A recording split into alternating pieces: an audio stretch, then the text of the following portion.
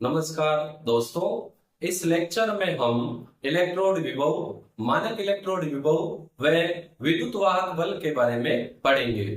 तो हम ले रहे हैं आज का पहला टॉपिक इलेक्ट्रोड विभव।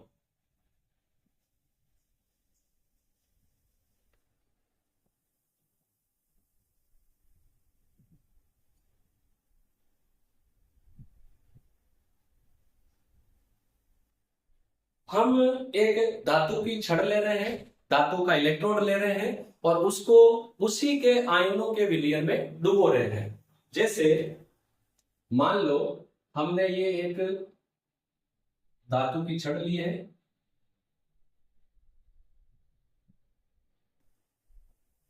और इसको इसी के आयनों के विलयन में हमने डुबो दिया।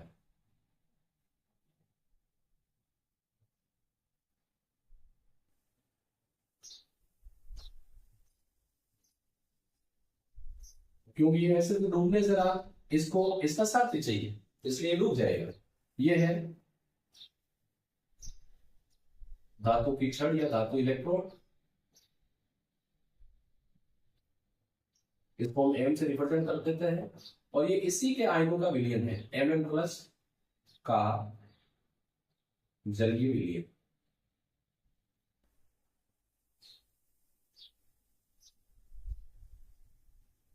इसको हम ऐसे समझ सकते हैं कि मान लो ये अगर छड़ कॉपर की है तो सॉल्यूशन है कॉपर सल्फेट का, कॉपर नाइट्रेट का।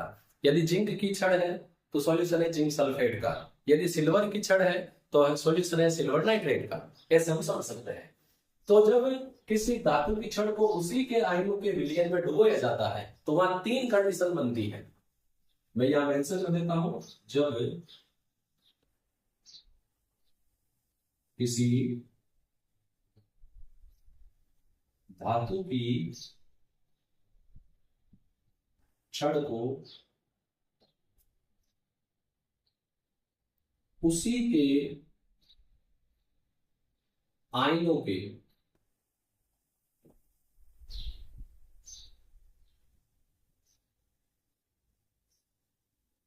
विलयन में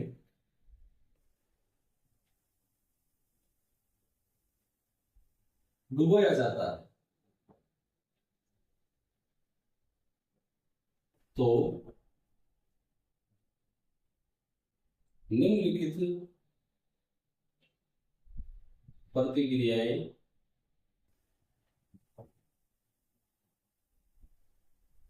होती। डुबो रहे हैं उसको, मन नहीं है फिर भी हम कह रहे हैं कि डूब जा।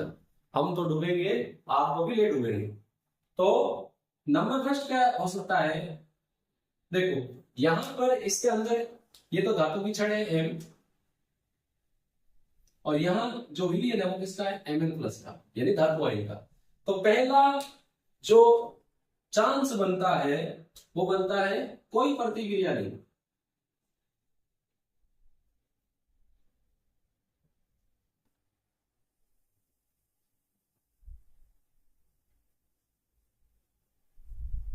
ये धातु आयन बड़ी उम्मीद से धातु के पास गए और ये देख रहे हैं कि धातु आयन तो चुपचाप गुमसुम बैठा है, कोई प्रतिक्रिया नहीं, आए या जाए। सेकंड क्या हो सकता है? ये धातु आयन धातु के पास जाकर धातु से इलेक्ट्रॉन ग्रहण कर लेते हैं। क्योंकि धातु आयन धातु से इलेक्ट्रॉन ग्रहण कर रहे हैं तो धातु आयनों का क्या हो जाएगा? अपचयन। और छड़ इसको इलेक्ट्रॉन दे रही है तो छड़ पर क्या आएगा? धनावेश। तो सेकंड है धातु आयन धातु इलेक्ट्रोड से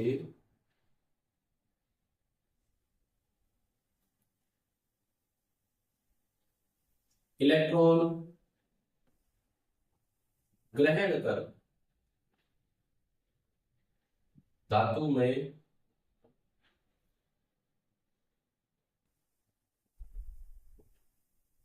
अपचयित हो जाते हैं।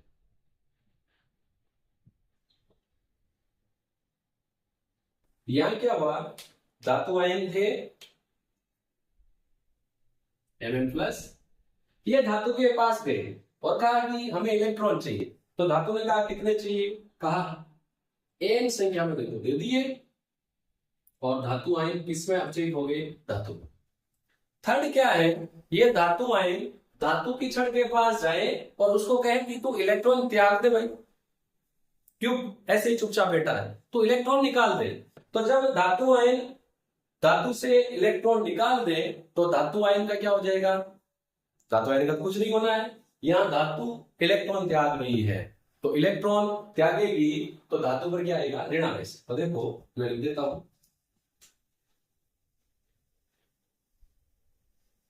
धातु आयन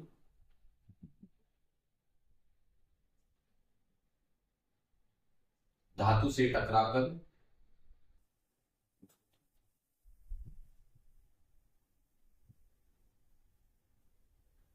धातु को ऑक्सीकरण करते हैं, ये बेटा देगा।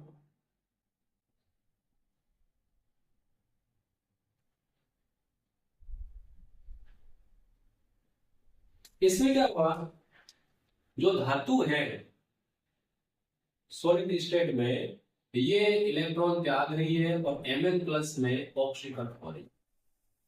तो पहली तो कंडीशन ये बनी कि कोई रिएक्शन नहीं। सेकंड, धातु आयन धातु की छड़ से टकराकर उसे इलेक्ट्रॉन ग्रहण कर रहे हैं और धातु में अपचयित हो रहे हैं। तीसरा, धातु आयन धातु से टकराकर धातु को ऑक्सीकृत कर रहे हैं कि तू इलेक्ट्रॉन त्याग दे, तो यहां धातु धातु आयनों में ऑक्सीकृत हो रही है। तो पहली कंडीशन की जब मैं बात करूं तो देखो, धातु आयन धातु से जाकर इलेक्ट्रॉन ग्रहण कर रहे हैं, क्योंकि धातु इलेक्ट्रॉन दे रही है तो धातु की छड़ पर क्या आएगा, प्लस, और जो धातु आयन है इन पर क्या आएगा, माइनस। सेकंड जो चांस बन रहा है वो ये है, ध्यान को समझे आप, इसको बिल्कुल नहीं करें, वीडियो को पूरा देखें। अब यहां क्या हो रहा है, धातु आयन इलेक्ट्रॉन त्याग रहा है, तो त्यागे गए जो इलेक्ट्रॉन है ये धातु की छड़ पर इकट्ठे हो जाएंगे और धातु की छड़ पर क्या आ जाएगा, ऋणावेश। और ये जो Mn प्लस आयन है ये यहां से विलीन में घुल जाएंगे, Mn प्लस आयन तो विलीन में घुल रहे हैं और जो त्यागे गए इलेक्ट्रॉन है वो धातु की छड़ के ऊपर इकट्ठे हो जाएंगे। अब क्या होगा, यदि धातु में ऑक्सीकृत होने की प्रवृत्ति है तो ये इलेक्ट्रॉन त्यागेगी, परिणाम स्वरूप धातु पर ऋणावेश आ रहा है और ऋणावेश के कारण ये विलयन से धातु आयनों को अपनी तरफ आकर्षित करता है और धातु में कन्वर्ट हो जाता है। देखो मैं इसको लिख रहा हूं, लिखूंगा तो ये आपको समझ में आएगा। अब देखो इसको छोड़े एक बार, यदि धातु में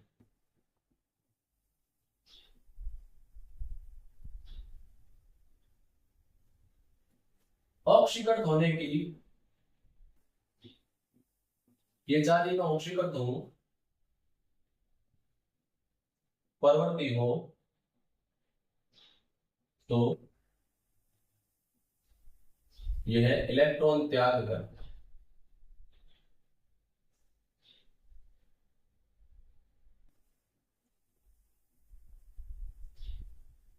धातु धनायन बनाती है। ये इलेक्ट्रॉन धातु के क्षण में इकट्ठे होंगे, धातु पर एकत्रित इलेक्ट्रॉन विलयन से अब इसके पास नेगेटिव इलेक्ट्रॉन है, ये विलयन से कहेंगे कि धातु आई मेरे पास आ जा और तू इलेक्ट्रॉन ले ले, तो धातु पर एकत्रित इलेक्ट्रॉन विलयन से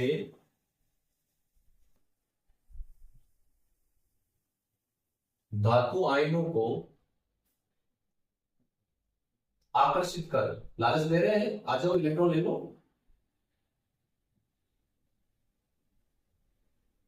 धातु में परिवर्तित हो जाता है।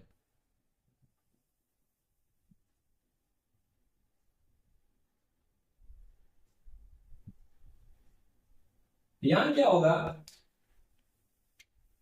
धातु आयन आएंगे, उनको धातु की छड़ इलेक्ट्रॉन देगी और ये कन्वर्ट हो जाएंगे धातु। तो यहां पर धातु और धातु आयन के मध्य साम्य स्थापित हो जाएगा जब ऑक्सीकरण होने की प्रवृत्ति हो। यदि वो अवचयित होना चाहे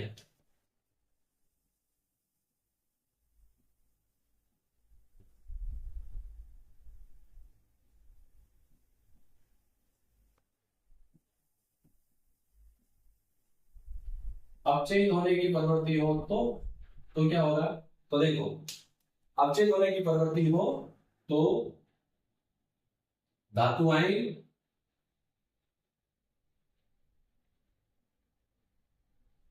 ये रिएक्शन यहां होगी। यहां भी धातु और धातु आयन के मध्य साम्य स्थापित हो रहा है। यदि अवचयित होने की प्रवृत्ति हो तो क्या होगा? धातु की जो छड़ है वो इलेक्ट्रॉन त्यागेगी। तो ऑक्सीकरण होने की प्रवृत्ति हो तो ये साम्य स्थापित होगा, अवचयित होने की प्रवृत्ति हो तो ये साम्य स्थापित होगा। कुल मिलाकर वापस हम यहाँ रिटेन करते हैं, जब हम धातु की छड़ को उसी के आयनों के विलयन में डुबोते हैं तो धातु की छड़ पर अगर प्लस है तो विलयन पर आएगा माइनस, धातु की छड़ पर माइनस है तो आयन पर क्या आएगा? प्लस।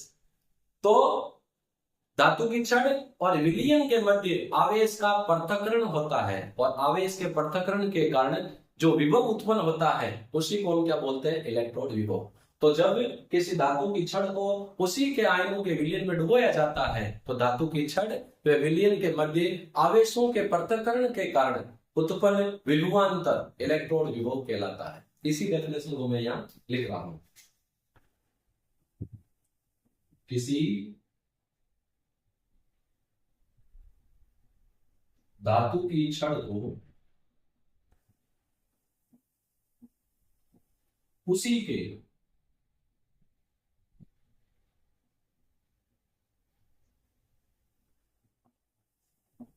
आयनों के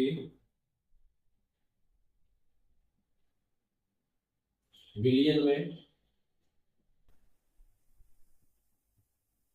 डुबोया जाता है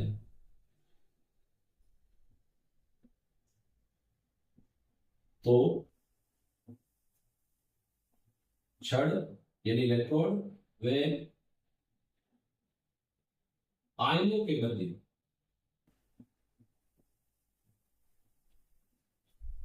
उत्पन्न विभवांतर इलेक्ट्रॉन विभव कहलाता है।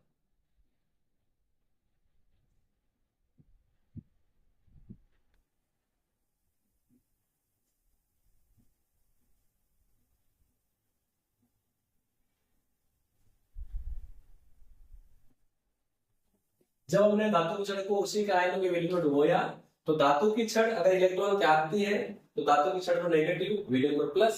यदि धातु की छड़ में अपचय होने की प्रवृत्ति है, यदि धातु आयन जो है धातु की छड़ से इलेक्ट्रॉन ग्रहण कर लेंगे तो धातु की छड़ पर क्या आएगा? प्लस। तो धातु की छड़ पर प्लस आ रहा है तो विलयन पर माइनस, माइनस आ रहा है तो विलयन पर प्लस। आवेश का पृथक्करण हो रहा है, उत्पन्न विभवांतर इलेक्ट्रॉन विभव कहलाता है।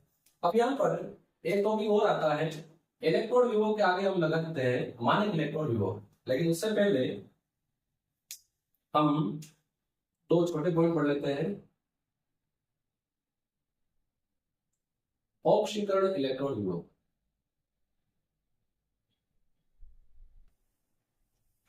ऑक्सीडेशन इलेक्ट्रोड पोटेंशियल, और दूसरा है अपचयन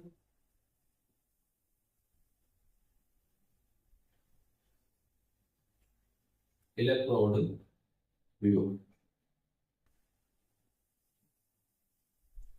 ऑक्सीकरण तब होता है जब कोई इलेक्ट्रोड इलेक्ट्रॉन त्यागता है।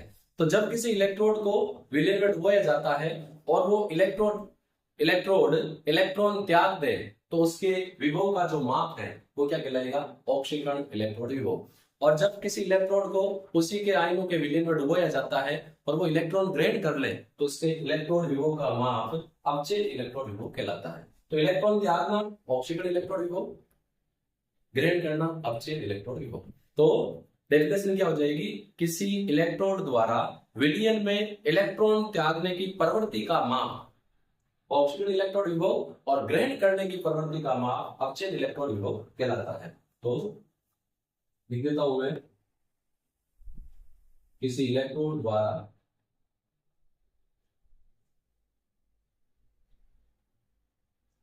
विलयन में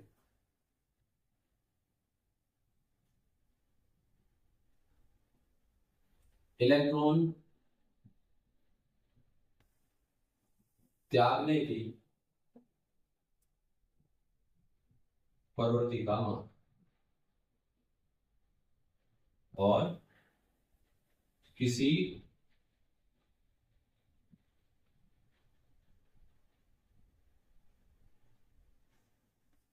इलेक्ट्रॉन द्वारा विलयन में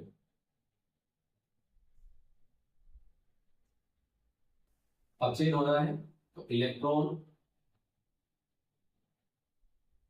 ग्रहण करने की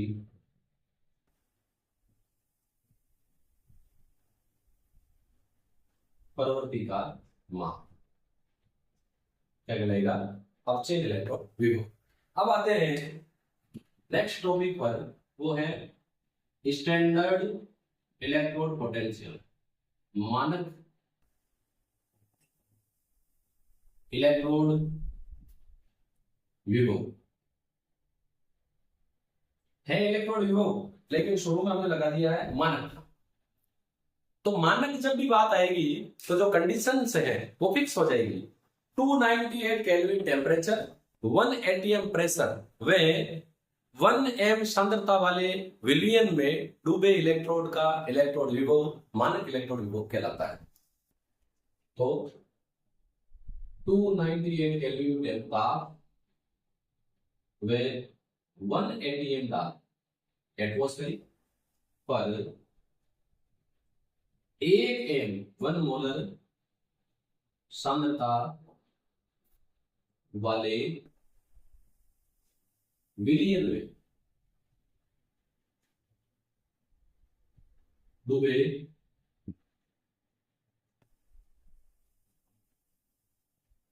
इलेक्ट्रोड का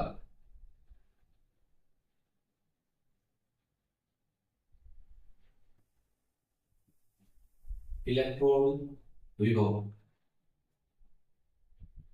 जब हम इन कंडीशन में इलेक्ट्रोड विभव ज्ञात करेंगे तो वो क्या हो जाएगा? मानक इलेक्ट्रोड विभव।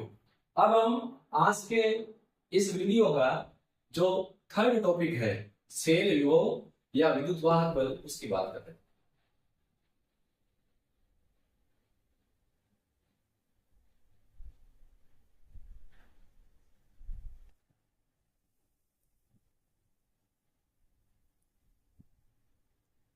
तो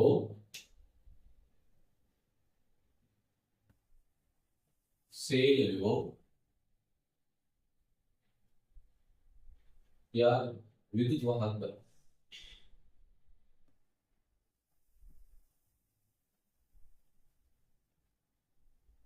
विद्युत वाहक बल को हम शॉर्ट में EMF ऑफ सेल भी कहते हैं। सेल विभव क्या होता है? देखो, किसी सेल के कैथोड व एनोड के इलेक्ट्रोड विभव का अंतर सेल विभव कहलाता है। तो किसी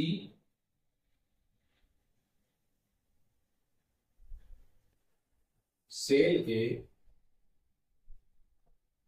कैथोड व एनोड के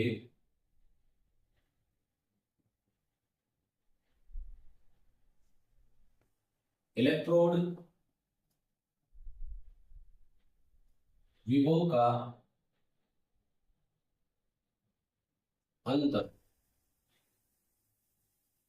सेल विभव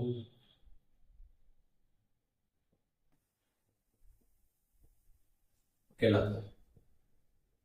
यानी जो ई सेल है वो हो जाएगा E of cathode minus E of anode. इसको ऐसे भी लिख सकते हैं, E ऑफ सेल क्या हो जाएगा? सेल डायग्राम हम कैथोड कहां रखते हैं? राइट में। तो electrode potential of right side, या इसको क्या बोलते हैं? दायां। और electron potential of left side, left को क्या बोलते हैं। यदि हम बेरियल सेल की बात करें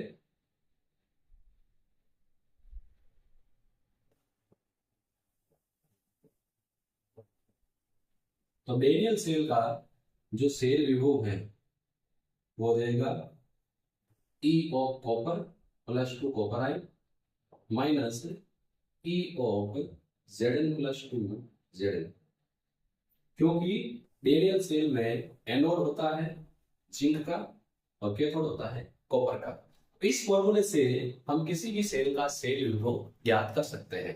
पहले हम कैथोड का इलेक्ट्रॉन विभव लेते हैं, फिर हम एनोड का इलेक्ट्रॉन विभव लेते हैं और दोनों का जो डिफरेंस है वही सेल विभव या सेल का विद्युत वाहक बल वही सेल का सेल विभव या विद्युत वाहक बल कहलाता है। इसके लिए चाहे आप कैथोड लिखे, चाहे राइट लिखे, दायां लिखे, एनोड लिखे, लेफ्ट लिखे या बाएं लिखे, सेम चीज है। क्योंकि ये राइट या दायां क्यों लिखा है? क्योंकि हम जो सेल आरेख होता है उसमें इस तरफ रखते हैं कैथोड यानी दाईं तरफ राइट साइड, इस तरफ रखते हैं एनोड यानी लेफ्ट साइड बाईं ओर। बेरियल सेल के लिए कैथोड होता है कॉपर का, एनोड होता है जिंक का। इस प्रकार इस फॉर्मूले से हम सेल का सेल विभव या विद्युत वाहक बल ज्ञात कर सकते हैं। नेक्स्ट वीडियो में हम इलेक्ट्रॉन विभव के मापन के बारे में पढ़ेंगे। हम फिर मिलेंगे नेक्स्ट वीडियो में। धन्यवाद।